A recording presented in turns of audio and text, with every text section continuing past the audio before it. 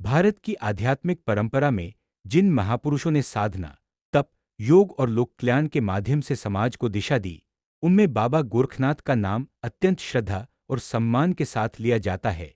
वे नाथ संप्रदाय के महान योगी, सिद्ध पुरुष और समाज सुधारक थे। उनका जीवन त्याग, साधना, अनुशासन और आत्मबोध का अद्भुत उदाहरण है। बाबा गोरखनाथ केवल एक संत नहीं, बल्कि एक ऐसी चेतना थे जिन्होंने योग को जन-जन तक पहुंचाया और मानव जीवन को आध्यात्मिक ऊंचाइयों की ओर प्रेरित किया। नाथ संप्रदाय और गोरखनाथ। नाथ संप्रदाय की परंपरा आदिनाथ भगवान शिव से मानी जाती है। इस परंपरा में मत्स्येंद्रनाथ, गोरखनाथ, चौरंगीनाथ, जालंधर नाथ जैसे अनेक सिद्ध योगियों का योगदान रहा है। मत्स्येंद्रनाथ को गोरखनाथ का गुरु माना जाता है। गोरखनाथ ने नाथ संप्रदाय को संगठित, सुदृढ़ और व्यापक रूप दिया। उन्होंने योग, हठयोग, तपस्या और संयम को जीवन का आधार बताया। नाथ संप्रदाय की विशेषता यह थी कि इसमें जाति, वर्ग और सामाजिक भेदभाव से ऊपर उठकर साधना की जाती थी। गोरखनाथ ने कहा कि आत्मा सभी में एक है और ईश्वर का मार्ग सबके लिए खुला है। बाबा गोरखनाथ का जन्म।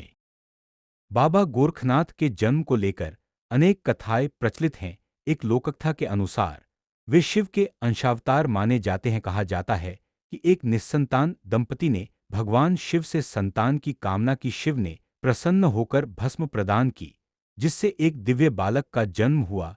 यही बालक आगे चलकर गोरखनाथ कहलाया। एक अन्य कथा के अनुसार गोरखनाथ का जन्म किसी साधारण मानव परिवार में हुआ, किंतु बचपन से ही उनमें असाधारण योगिक शक्तियां और वैराग्य का भाव दिखाई देने लगा। बाल्यावस्था में ही वे सांसारिक मोहमाया से दूर रहने लगे। गुरु मत्स्येंद्रनाथ से दीक्षा। युवावस्था में गोरखनाथ की भेंट महान योगी मत्स्येंद्रनाथ से हुई। गुरु ने उनकी प्रतिभा, वैराग्य और साधना भाव को पहचान लिया। उन्होंने गोरखनाथ को दीक्षा दी और योग, ध्यान, प्राणायाम, हठयोग तथा तंत्र साधना के गूढ़ रहस्यों से परिचित कराया। कहा जाता है कि गुरु शिष्य परंपरा में गोरखनाथ एक आदर्श शिष्य थे। उन्होंने कठोर तपस्या की, वर्षों तक मौन व्रत रखा और शरीर व मन पर पूर्ण नियंत्रण प्राप्त किया। गुरु की आज्ञा का पालन उनके लिए सर्वोपरि था। कठोर तपस्या और सिद्धियां। बाबा गोरखनाथ ने हिमालय की गुफाओं, वनों और निर्जन स्थलों में वर्षों तक तपस्या की। उन्होंने शरीर को साधन बनाकर आत्मा को जानने का मार्ग अपनाया। उनकी साधना का उद्देश्य चमत्कार दिखाना नहीं, बल्कि आत्मज्ञान प्राप्त करना था।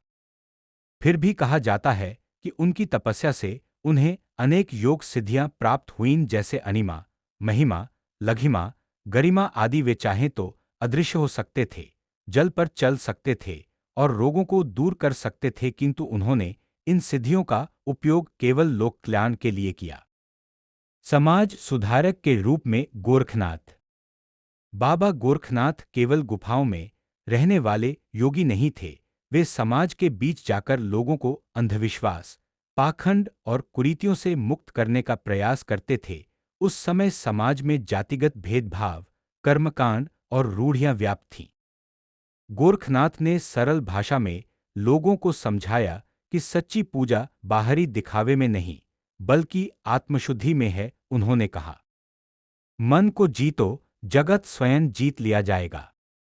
उन्होंने नारी सम्मान, श्रम की महत्ता और नैतिक जीवन पर बल दिया। उनके विचार आज भी उतने ही प्रासंगिक हैं। राजा और गोरखनाथ। एक प्रसिद्ध कथा के अनुसार किसी राज्य का राजा अहंकार में डूबा हुआ था।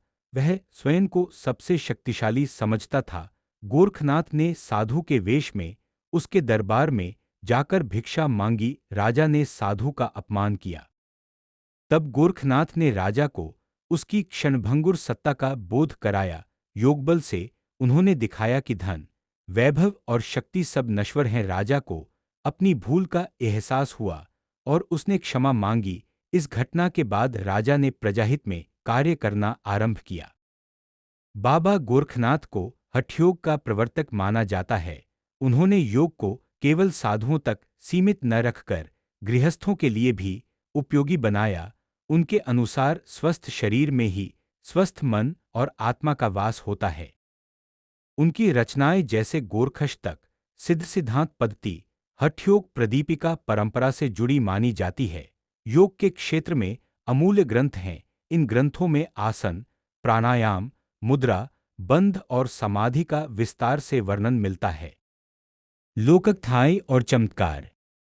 भारत के विभिन्न क्षेत्रों में बाबा गोरखनाथ से जुड़ी अनेक लोककथाएं प्रचलित हैं। कहीं उन्हें बालक रूप में, कहीं वृद्ध योगी के रूप में पूजा जाता है। कहा जाता है कि उन्होंने सूखे क्षेत्र में जल प्रकट किया, मृतप्राय व्यक्ति को जीवनदान दिया और भटके हुए लोगों को सही मार्ग दिखाया।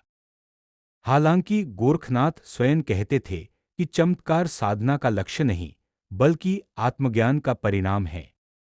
गोरखपुर और गोरखनाथ मठ। उत्तर प्रदेश का गोरखपुर नगर बाबा गोरखनाथ से विशेष रूप से जुड़ा है।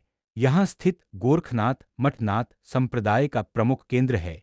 यह मठ न केवल धार्मिक बल्कि सामाजिक और सांस्कृतिक गतिविधियों का भी केंद्र रहा है।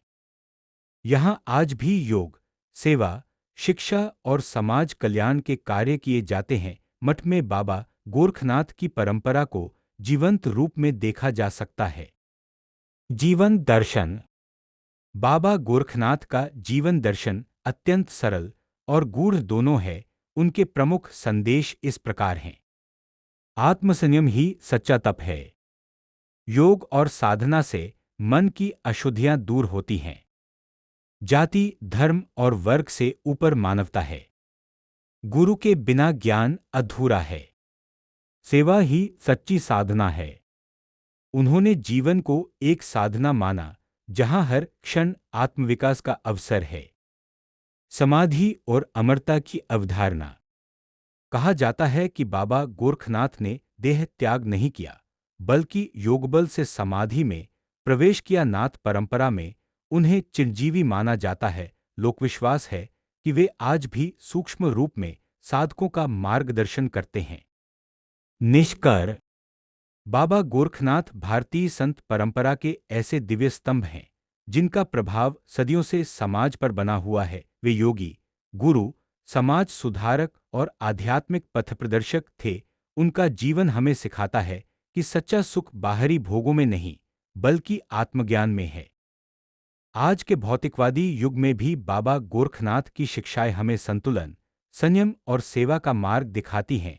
यदि हम उनके विचारों को अपने जीवन में उतार लें तो न केवल व्यक्तिगत जीवन बल्कि समाज भी अधिक शांत, स्वस्थ और सशक्त बन सकता है।